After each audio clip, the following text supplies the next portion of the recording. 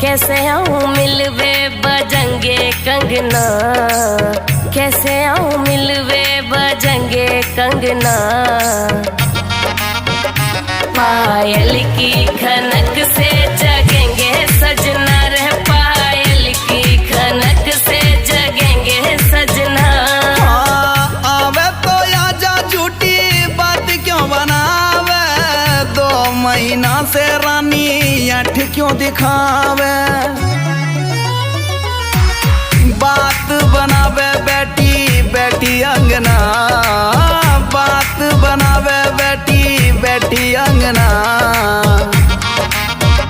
गोली नींद की दे सो जावे सजना रे, गोली नींद की दे